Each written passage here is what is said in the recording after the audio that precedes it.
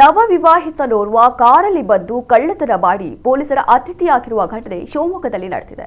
ಮಂಜುನಾಥ್ ಬಂಧಿತ ಆರೋಪಿ. ಆತನಿಗೆ ಕಳೆದ 10 ದಿನಗಳ ಹಿಂದೆಷ್ಟೇ ಮದುವೆಯಾಗಿತ್ತು. ಕಳ್ಳತನವನ್ನೇ ವೃತ್ತಿಯನ್ನಾಗಿಸಿಕೊಂಡಿದ್ದ ಈ ಖದೀಮ ಮದುವೆಯಾದ ಬಳಿಕವೂ ತನ್ನ ಚಾಳಿಯನ್ನೇ ಮುಂದುವರೆಸಿದ್ದ. ಈತನ ವಿರುದ್ಧ ಯಾವುದೇ ದೂರು ದಾಖಲಾಗಿರಲಿಲ್ಲ ಎಂದು ತಿಳಿದು ಬಂದಿದೆ. ಕಾರು ನಿಲ್ಲಿಸಿ ಪ್ರೇಮಿಗಳು ಮಾತನಾಡುತ್ತಿದ್ದ ವೇಳೆ ಕಾರಲ್ಲಿ ಬಂದ ಈತ ಯುವತಿಯ ಕುತ್ತಿಗೆಯಲ್ಲಿದ್ದ 10 ಗ್ರಾಂ ಚಿನ್ನದ ಸರವನ್ನ ಕಿತ್ತು ಪರಾರಿಯಾಗಿದ್ದಾರೆ. ತಕ್ಷಣ ಕಾರಿನ ನಂಬರ್ ಗಮನಿಸಿದ ಈ ಜೋಡಿ ಅದರ ಆಧಾರದ ಮೇಲೆ ಪೊಲೀಸರಿಗೆ ದೂರನ್ನು ನೀಡಿದ್ದಾರೆ. ಸದ್ಯ ತನಿಖೆ ಆರಂಭಿಸಿದ ಪೊಲೀಸರು ಆರೋಪಿ ಮತ್ತು ಕಾರನ್ನ ಪತ್ತೆ ಹಚ್ಚಿ ಕದ್ದ ಚಿನ್ನದ ಸರವನ್ನ ವಶಪಡಿಸಿಕೊಂಡಿದ್ದಾರೆ.